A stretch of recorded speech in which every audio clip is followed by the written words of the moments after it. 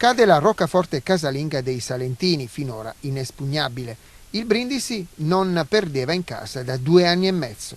È stata una bella partita, ma solo nella prima parte. Il testa a testa si è esaurito nel finale di primo tempo.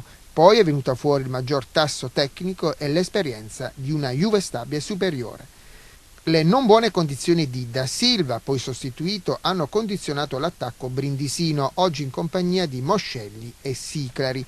Partita delicatissima, la si nota dalle prime battute, guai, distrarsi.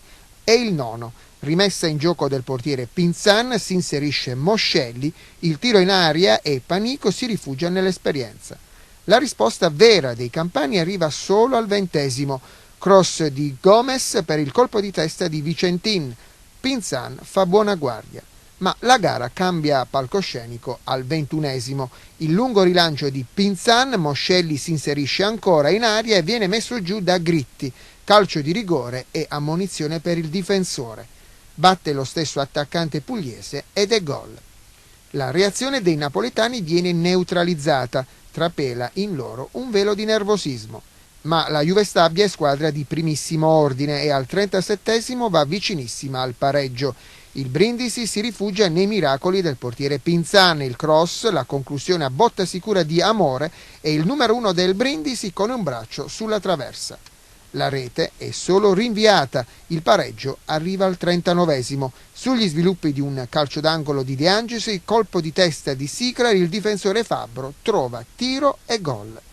Il pari aiuta gli ospiti che al 45° provano ancora, Moretti per Vicentin sulla traversa. Prosegue la progressione campana nella ripresa. Al secondo calcio d'angolo di Moretti, ancora Fabbro di testa, sbilanciato manda sulla traversa.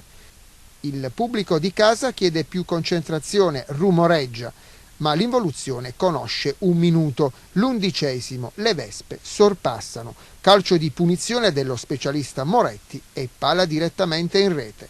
La gara ora assume per il Brindisi una salita rapida. Galetti e Moscelli, che uscirà per Albadoro, non creano pericoli.